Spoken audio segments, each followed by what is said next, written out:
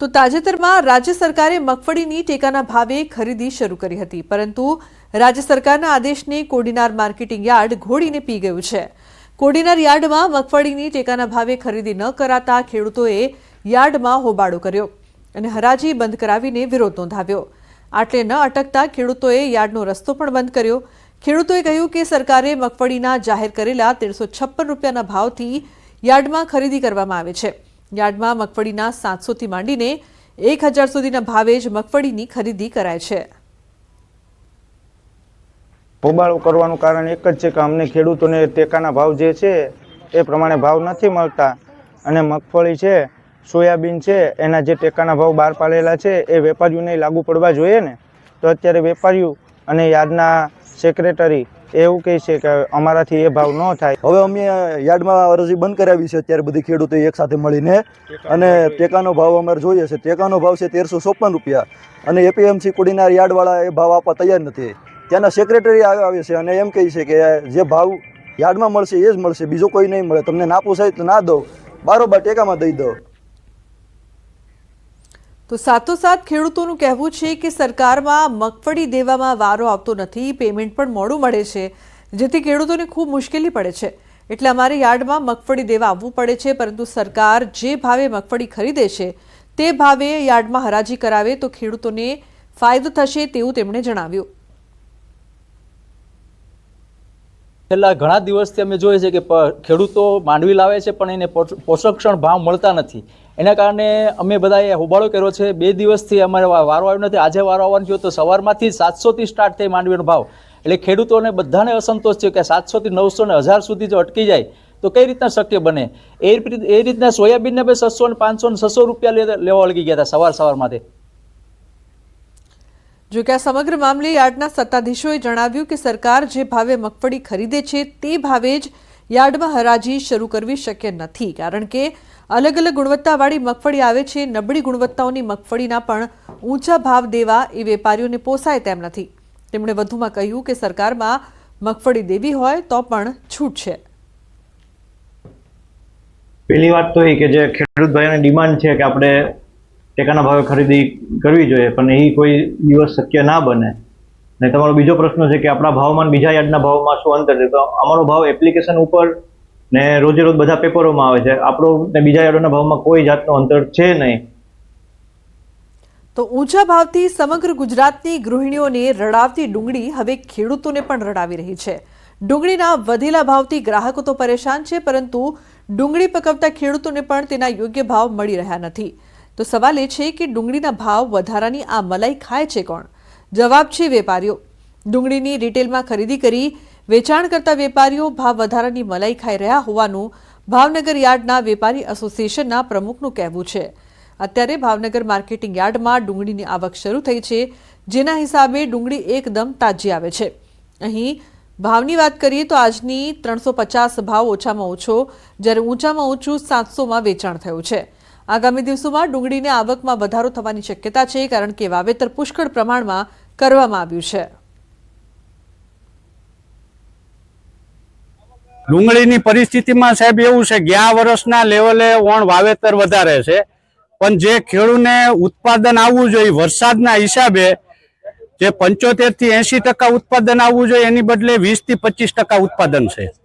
એની સામે 600-700 ભાવ છે, પણ ઉત્પાદન ઘટે એટલે ભાવ ખેડૂતને 200 થી 300 મળે। સમસ્યા એ છે કે જે અમે વાવેતર કર્યો, ખર્ચો કર્યો, પછી વરસાદના હિસાબથી જે અમારે પાક નિષ્ફળ ગયો અને દવા, ખાતર અને ઉતારો બહુ જ ઓછો આવ્યો। એ પ્રમાણમાં ભાવ પોષણક્ષમ ભાવ નથી મળતો। અત્યારે 400-500 રૂપિયાની મણ જાય તો અમારે 400-500 રૂપિયાની મણ તો અમારે ઘરે નથી પડતર થતી। રિટેલમાં જનરલ અહીંથી 1 ગુણ ને 2 ગુણ લઈ જવાવાળા ઊંચા ભાવે વેચતા હોય છે, પરંતુ વાસ્તવિકતા એ આનાથી કરતા અલગ હોય છે, કારણ કે એ લોકોને માલ લઈ ગયા પછી એની અંદર રોજે રોજ વેચાણ ન થતું હોય, માલની નુકસાની નીકળતી હોય, વજન ઘટ આવતી હોય અને પોતાનો નફો રાખતા હોય, એટલે સ્વાભાવિક છે કે એ ઊંચા ભાવે વેચતા હોય છે, પરંતુ એ ભાવ ખેડૂતોને નથી મળતા, એ પણ વાસ્તવિકતા છે। તો રાજકોટના જેતપુર માર્કેટ યાર્ડમાં મગફળીની ટેકાના ભાવે ખરીદી કરાતા ખેડૂતો ખુશ થયા છે। જેતપુરના મેવાસા જૂથ સહકારી મંડળીએ ગુજકો માર્સલ વતી ટેકાના ભાવે ખરીદી કરતા ધરતીપુત્રોએ સરકારનો આભાર માન્યો। માર્કેટયાર્ડમાં દરરોજ ખેડૂતોને બોલાવી ટેકાના ભાવે મગફળીની ખરીદી કરાશે. હાલમાં 6,500 ખેડૂતોએ મગફળીના વેચાણ માટે ઓનલાઈન રજીસ્ટ્રેશન કરાવ્યું છે, જેમની મગફળી યાર્ડમાં ટેકાના ભાવે ખરીદી કરાશે.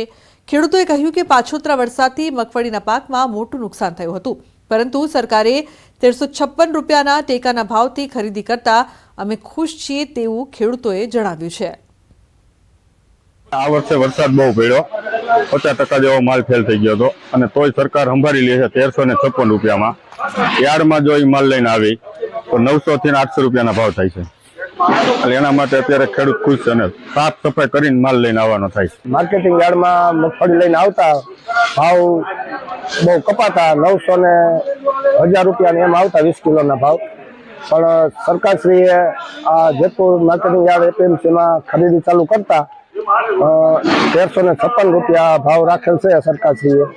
ભાવ બહુ સારા કહેવાય અને સરકારશ્રીનો ખેડૂતને ટેકો બહુ સારો કહેવાય. આજરોજ રાજ્ય સરકારના સપોર્ટથી ગુજકો માસોલ વતી જેતપુર એપીએમસી ખાતે મેવાસા જૂથ સેવા સહકારી મંડળીને કામ સોંપેલ હોય પીએસએસ ટેકાના ભાવે મગફળી 2024 મગફળીના ભાવ 1356 રૂપિયા છે અને દરેક ખેડૂતને 2 હેક્ટર દીઠ 200 મણની ખરીદી કરીએ છીએ. જેતપુરની વાત કરીએ, જેતપુર માર્કેટ યાર્ડની વાત કરીએ, માર્કેટ યાર્ડના અંદરમાં આજે જે સરકાર દ્વારા જે ટેકાના ભાવની જે ખરીદીનો પ્રક્રિયા શરૂ કરવામાં તેને લઈને આપણે સીધા દ્રશ્યો બતાવીશ.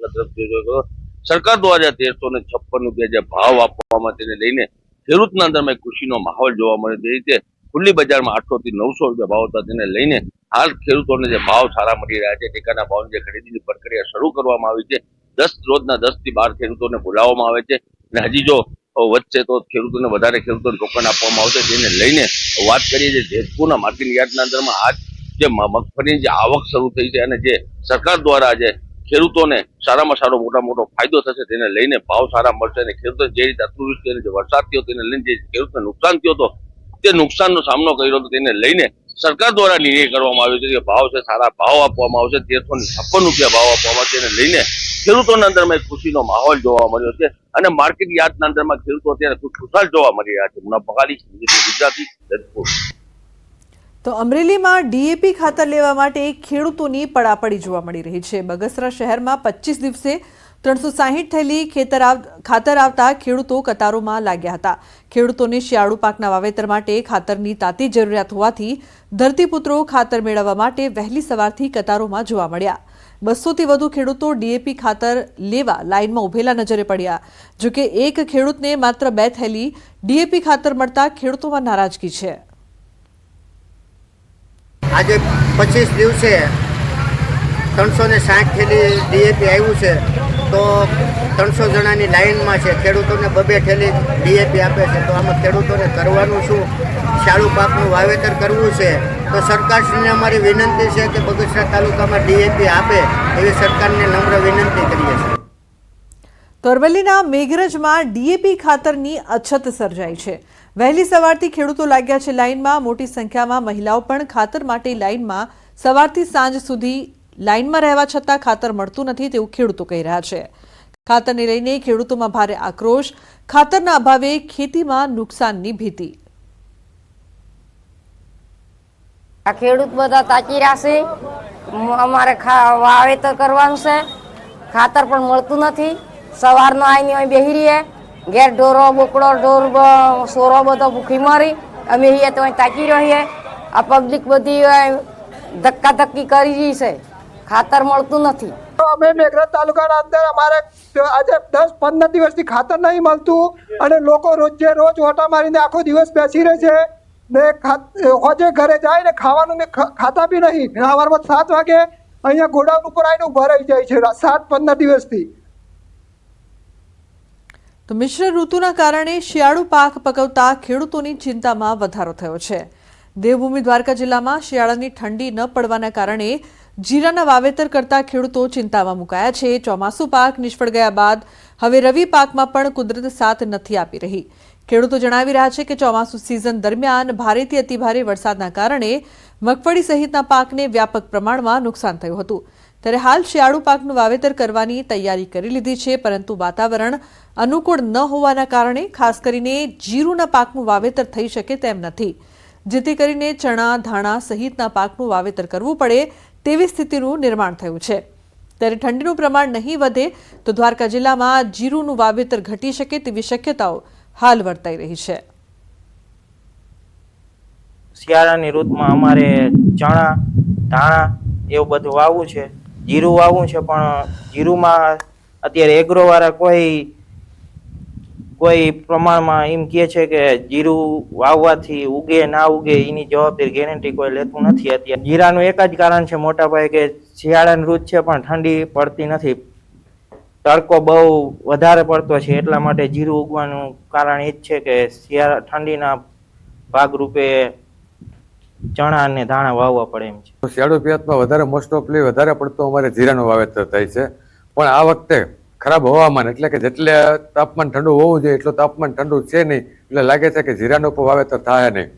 એગ્રોવાળા પાસે જાય તો એગ્રોવાળા પણ એવું જ કહે છે કે ભાઈ હજી વાતાવરણ માફક નથી આવ્યું, જોવાનું વાવેતર કરશો તો ઉગાવો કાયદેસર થાય નહીં। ચોમાસું પાક તો હાવ ફેલ જ ગયો તો, વરસાદ વધારે થઈ ગયો તો બકાલાનો માંડવીનો પાક બગડી ગયો છે। ત્યારે શિયાળુ પાકમાં વાવેતર કરવાની જરૂર છે જીરુની, પણ જીરું તો અત્યારે જે એગ્રોવાળા એમ કહે છે કે ગરમી બહુ પડે છે, વાવેતર કરતા નહીં। તો અત્યારે અમે ધાણા અને ચણાનું વાવેતર કરીએ છીએ, એવી ગણતરી કરીએ છીએ કે એ કરીએ, બાકી જીરું વાવવાની એમને એગ્રોવાળાની સલાહ લીધી, એ પણ ના પાડે છે।